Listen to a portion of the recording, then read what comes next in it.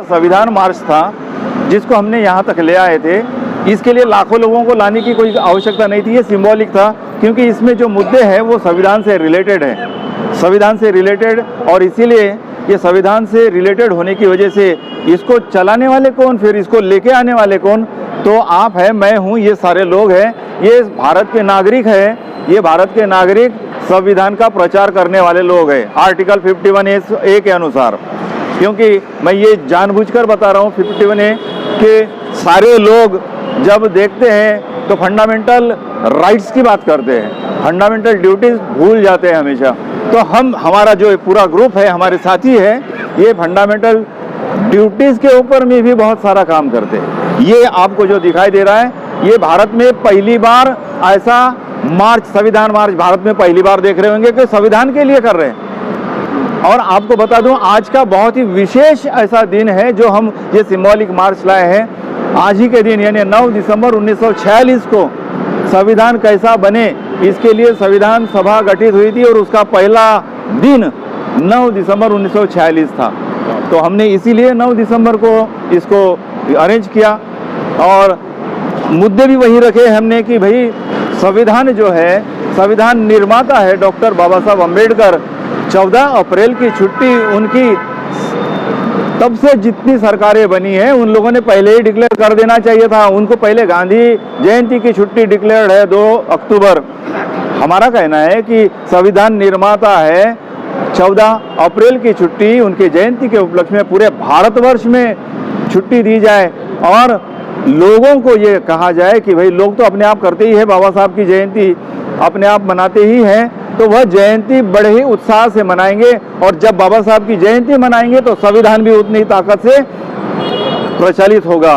अंबाझरी का जो मुद्दा उठाया है, हाँ, क्या मुद्दा है? तो इतना बड़ा महामानव हमारे नागपुर में आकर के उनका सत्कार टाउन हॉल जो है नागपुर का म्युनिसिपल कॉरपोरेशन का टाउन हॉल में उनका सम्मान किया गया था। और उनका सम्मान होने के बाद में किसी ने एक प्रस्ताव रखा कि इनके स्मृति में हम क्या कर सकते हैं। तो उनके स्मृति में एक अंबेडकर भवन बनाया गया और जगह अलॉट की गई अंबाझरी की 40 एकड़ है और अंबाझरी की जगह अलॉट हुई, वहाँ स्मृति भवन बना। लेकिन बीच में ये जो कुछ जगह बेचने वाले, जगह खाने वाले जो दलाल लोग होते हैं, उन्होंने वो बिल्डरों को बेचकर वो भवन तोड़ने का काम किया और इसलिए वो भवन जैसा था उसको अच्छे से बना के फिर से वो जगह को बाबा साहब अम्बेडकर के स्मारक के लिए दी जाए और वही अम्बेडकर भवन बनाया जाए, ऐसी वो डिमांड थी। लेकिन वो गवर्नमेंट वो सारा देश जब बेचने के लिए निकाले तो बाबा साहब का भवन उनके सामने क्या है, वो तो सारा देश बेचना चाहते ना। और इसीलिए ये अम्बेडकरी लोग चाहते हैं कि भाई भारत का संविधान जिसने निर्माण किया उसके नाम से भवन है, वो भवन एज इट इज रहे, ये डिमांड थी। दूसरी बड़ी जो संविधान प्रचार संघ नागपूर द्वारा भव्य संविधान मोर्चा काढण्यात आला इंदिरा मैदानच्या विधानभवनापर्यंत आणि या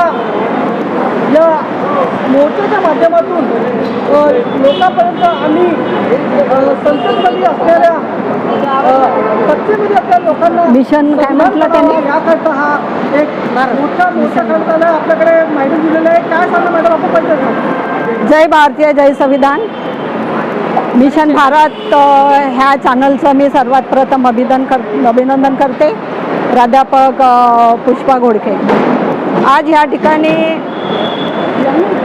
संविधान प्रचारक समितीच्या वतीने 9 डिसेंबर 2025 रोजी इथे भव्य संविधान मार्च ह्या ठिकाणी आयोजित करण्यात आलं आणि आपल्या ज्या नागपूर शहरामधील, उत्तर नागपूरमधील ह्या ज्या काही आपल्या मागण्या आहेत, संविधानिक मागण्या आहेत, ह्या आमच्या पूर्ण करावं म्हणून हा हिवाळी अधिवेशनामध्ये मोर्चा काढण्यात आलेला आहे। तर खरं म्हटलं तर संविधानाला 75 वर्ष झालेत। डॉक्टर बाबासाहेब आंबेडकरांनी जे संविधान लिहिलेलं आहे, तर खरंच ह्या संविधानाची ह्या देशामध्ये अंमलबजावणी होत आहे का?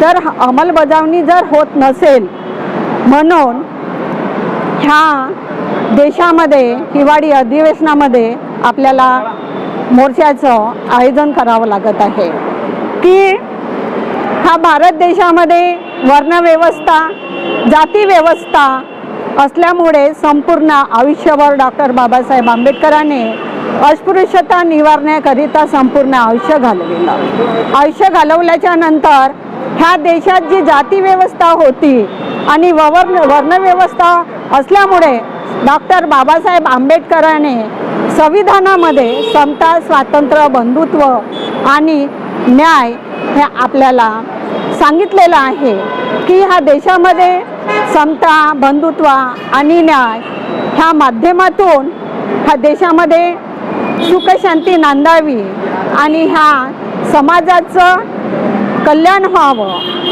परंतु तसं न होता हा मनुवादी हे जे सरकार आहे हे सरकार भारतीय संविधानाला मान्य करीत नाही. तर अशा अनेक आत्ताच सांगितलेलं आहे की वामनदादा सोमकुवरने त्यांच्या नेतृत्वामध्ये हा मोर्चा काढण्यात आलेला आहे की हे जे अभ्यासक्रमामध्ये हे संविधान विषय हा परिपूर्ण असायला पाहिजे. ज्या प्रकारे बाकीचे जे विषय आहेत त्याच्यामध्ये समाविष्ट केलेले आहे, तर प्रत्येक जो क्लासमधला विद्यार्थी असेल, शाळेचा विद्यार्थी असेल, तर त्याला संविधानाचा अभ्यास ह्या माध्यमातून त्यांना कळणार आहे आणि जे हक्क आहेत, जे भारतीय संविधानामध्ये जे हक्क दिलेले आहेत ते त्यांना संविधानाच्या अभ्यासाच्या माध्यमातून नक्कीच कळणार आहे.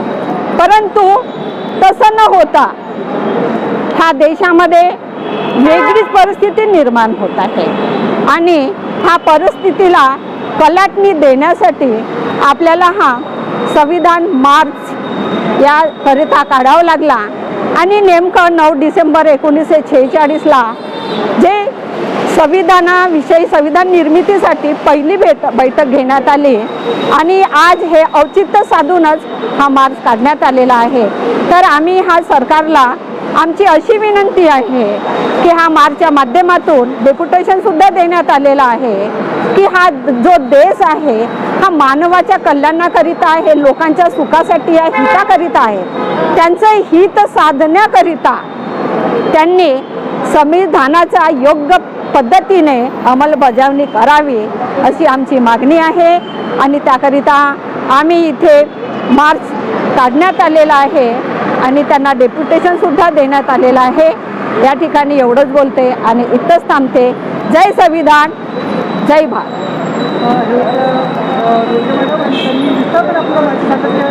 आणि आज या मोर्चाच्या माध्यमातून जनतेपर्यंत आणि शासनपर्यंत म्हणजे सरकार त्यांना सुद्धा संविधानाचा गांभीर्य घ्यावा असा सुद्धा संदेश त्यांनी दिलेला आहे. आणि आमच्या जनतेच्या वतीने सुद्धा क्रांतिकारी जय भीम.